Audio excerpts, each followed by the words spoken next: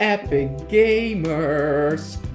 Thank you so much for all the amazing support on my Sorcery, or some people prefer peasant format deck lists or deck profiles. So as a thank you and to further my career as a deck profile guy for Sorcery, I'm going to show you my deck profile for probably my favorite avatar in the game. When Gothic released, I fell in love with this artwork. It's so creepy and ominous, and I like all the little weird guys in the background. I still don't have a foil of this guy, but one day. So this is a deck for, of course, the Corruptor, which has like the basic avatar ability of tap, play or draw a site. But the cool thing is, your beasts are monsters, your mortals are undead, and your angels are demons. Which doesn't mean that beasts, for example, are monsters instead of beasts. They're both. So mortals are mortals and undead. So the deck that I built around this guy focuses a lot on the mortals. Ooh, spoiler. Focuses mostly on the mortals being undead. We have, of course, one of the best cards in Corruptor, Grigori Rasputin, who's a spellcaster for only 2, but you can banish an evil ally and cast him from your graveyard, and he gets the power of the banished, evil ally. So like, and of course, every mortal is an undead, so we also run Carrionette, which summons an undead minion from a cemetery to a nearby location. So basically, Rasputin and Carrionette are some of the best cards in this deck because we run a lot of mortals. So this is our big guy. Don't know if it was smart to start with this guy, but the Death Dealer does cost 7, but since he's a mortal, he's also an undead and revivable by Carrionette. So he's a recurring board wipe, basically, for minions, of course. Then we have Browse, which is a really cool search spell. Then we get to a lot of our mortals, which have the synergy with undead. So we have Brother Knight, which doubles, basically. So summon one, you get another, and you get all kinds of undead synergy. And you can, of course, sacrifice him to Rasputin. You can revive him with Carrionette, although reviving him with Carrionette doesn't really do anything because he only searches from spellbook or hand. Then we have Sisters of Avalon, ×2, right? Yeah, ×2. This is like one of my favorite cards from Arthurian Legends, of which nobody ever speaks about, but this is really cool because this is kind of like the apprentice wizard, but she, or they, or whatever, because there are like 5 of them. They're also spellcasters, but they have, instead of draw a spell, they have discard a spell, draw a spell. So you can discard your Rasputin, you can discard your Death Dealer to revive it later with Carrionette, so which I really like that. It kind of sets up your graveyard, right? Then we have, of course, the Apprentice, was kind of a staple in anything that runs air. I only run 3 because I wanted to diversify the deck a little bit, and I wanted to include lots of funny little combos because this is basically my pet deck, because I like the Corruptor so much. But yeah, Apprentice Wizard, just draw a spell, Genesis. Of course, the Highland Princess is also an undead in this deck, so you can also get her Genesis ability more than once a game, preferably. We have, of course, the Grandmaster Wizard, which, of course, undead synergy. Jack the Ripper, really cool card, stealth, and maybe cast to any mortal, silencing them, killing them without breaking stealth. Really cool because other abilities of that mortal you're killing don't go off. Then we have the regular undead, who are already undead to begin with. We have 2 Infernal Legion, which is a really cool late game minion, and also revivable by Carrionette, of course, if you discard it with like Sisters of Avalon, of course. Then, of course, we run Bone Spear because of all these undead minions we got. Really cool finisher card. I also run, you'll see later in the video, I also run Toolbox, and then have these, another one of these in the collection. But this is really cool if you have like an eclipse or a summoning sphere to summon a cheap mortal somewhere near your opponent, and then just finish him with this when they're on death's door, for example. Then we have some staples. I don't really have to explain these, I think. We have the Amethyst Core, Philosopher's Stone, Ruby Core, and then one of each mix, because we can search them with the Highland Princess. And the Highland Princess is also recurable with Carrionette, like I said. Pay attention, nerd. Just kidding. We have the toolbox. I mean, of course, at first I was really excited about the collection mechanic of like going, putting cards in like a separate stack of cards. Now I think it's good, but like in casual games, I think it can get a bit too silly, or like, I don't know. I mean, in my head, the idea of a collection was cooler than it actually ended up being, for me at least. But because this is a deck profile, I want to show you a semi-competitive version of Corruptor. I run 3 toolbox. Then we have the Arcade of Bones. This is one of the cards that I might cut out of the deck because I misread this card. I thought a row was vertical, but a row is horizontal. So in the first rendition of this deck, I had 2 Arcade of Bones because I was like under the impression like, ooh, a row that's vertical. But no, the row is diagonal. Yeah, sure. A row is horizontal, so they can move like east-west dragon does. So I only run 1 at the moment, and I'm like, maybe I'll just cut it completely, but I'm not sure. Then we have the foil eclipse. I have to like do a little bragging here because I pulled this and I was like, ooh, that's great for my favorite avatar. But of course, eclipse, you may cast evil minions to affected sides, and evil allies occupying affected sides have +1 power, like a no-brainer basically, and also able to summon stuff near your opponent's avatar, dealing them the finishing blow with the Bone Spear, for example. Staple for evil decks, basically almost everything in this deck is evil, so you'll probably find something among your top 7 cards. Then Summoning Sphere, which is like a cheaper version of Eclipse, just 2.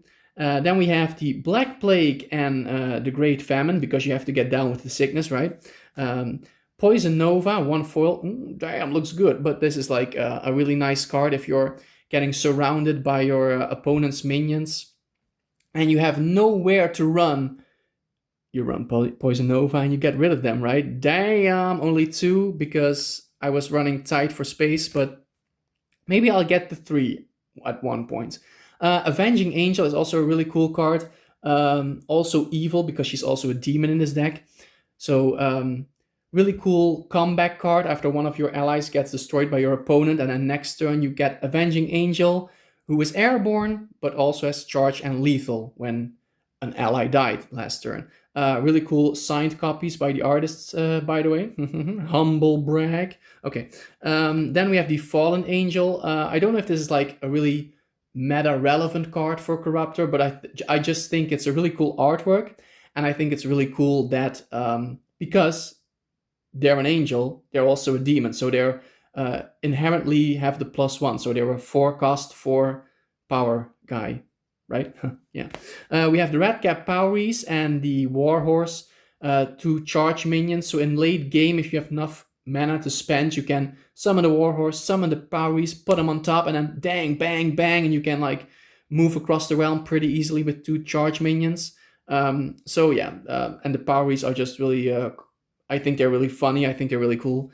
I run them in basically anything that can run fire because I think they're so neat. And then when the Warhorse is basically the same. The Warhorse hasn't really been that useful for me because whenever I draw it, I don't have any minions or allies to put on top of it. So I don't know if I'll keep it in, but together with the Powries, it's a nice little combo for 5 mana together.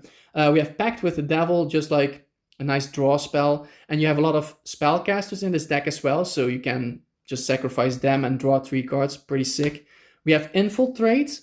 Infiltrate? Damn! We have Infiltrate, which is really cool with Blaze of Glory and Whirling Blades. You can basically take control of a really strong monster or minion your opponent has, and then cast Blaze of Glory or Whirling Blades on that monster, so you don't really lose anything, right? Well, I mean, you lose 2 cards, but it's a cool combo, right? Another signed copy, by the way. but I think it's really cool. I rather do this with a minion I stole from my opponent than with one of my own. But you can do either way, basically. Um, Here we have a little guy that I think is very cool. I don't know if he's very useful here, but I do like the second line, can be targeted or damaged by the ordinary. So if your opponent would shoot a bone spear of their own at this guy, he wouldn't be damaged, right? We have Sturmgeist, one of the neutral minions in this deck. He's not evil, but not good either, I guess. But this is just a really good card to run if you have air threshold in your deck. He's just really good. But he might interrupt the evil engine a little bit. Like if you reveal this off Black Mass, then you won't be able to add this. But he's just a cool guy. I like him. We have Desecrate to turn a site into the desecrated grounds. Really cool in a deck that basically only runs evil. But yeah, pretty cool. So we have so we can manipulate some sites, that our opponent has. We have this, so our opponent cannot escape during like the final blow or something. No, if your opponent has been on death's door for like way too long, which happens to me a lot with my opponents, but you can just cast this on them and they can't leave. Okay, and then we have 3 Vile Imps right at the bottom of the deck, but yeah, really cool. Vile Imps, I mean, also a staple for fire, so that's the spell book. Now for the sites, hopefully this video isn't too long, guys, but I'm trying my best here. We have the sites. Goddamn, we have Hellmouth. I really love the artwork on this. One of my favorite sites in the deck. Basically, any evil minions nearby or being summoned nearby have burrowing. Now, I still really don't know if that minion is burrowed and isn't nearby this site anymore. Do they still have burrowing? Let me know in the comments. But this is a really cool site. We have the Den of Evil because almost everything is evil. So you can cast an evil minion for 1 less. We have this if your opponent is messing with your sites, the Vindictive Nation. We have the River of Flame, pretty sick fire spellcaster, and a fire site, of course. This one is also really sick. Merlin's Tower, just some cool utility sites. We have, of course, one of each tower to get some early mana ramping going on, We have 2 active volcano, only 2, yeah, I'll show you why. And only 2 mountain peaks, I'll also show you why. We have the ruins, of course, because we run air and fire. Look at the difference. Like this, the bottom one is probably like an earlier printing, and these are more saturated. Really interesting. History of the game. But like, basically no-brainer, this one. Yes, then we have Ersatz, which allows you to play an exceptional site from your collection, banishing this. This also might go out of the deck because this substitutes your playing a site for that turn. So I thought this was just an inherent ability. So if you played Ersatz, you could immediately play another exceptional site from your collection, but no, this replaces your site play. So you have to tap your avatar to play a site, and then you can play an exceptional site from your collection to this site instead of one from your hand. So it's a bit too slow. I thought it would work differently, but it's a bit too slow. Now we have Road to Perdition. Target nearby evil gains or loses 1 power this turn. Also usable defensively if your opponent has some evil stuff.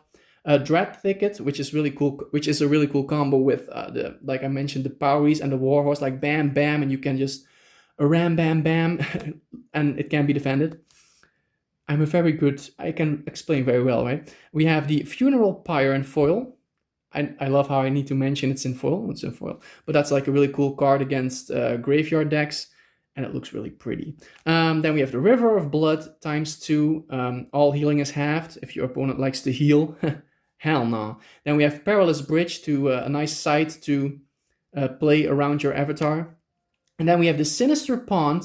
So this is really interesting because mortals here may transform into evil from hand by paying the difference in cost. So the cool thing about this is you can also transform your opponent's mortals. So if they do a lot of, if they play cards like Guards or the the militia card, where you have to like where you summon a lot of foot soldiers. You can transform one of those foot soldiers in stuff like a vile imp, and then do 2 damage to your opponent's avatar, like when they're on death's door, for example. But you have to like maintain your side presence a little bit, because you have to most of the time this works this doesn't work that well, or works as like I explained. So this is also a site, it doesn't even have any of the thresholds we're running in the spell book. So this might also be a site that I will take out and put in like maybe another deck that revolves around water a bit more.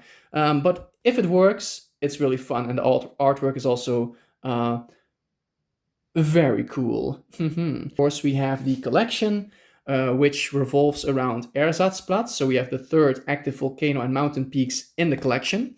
And then we also have, we have 2 desecrated grounds for like the desecrate, and of course, maybe for the Ersatzplatz as well.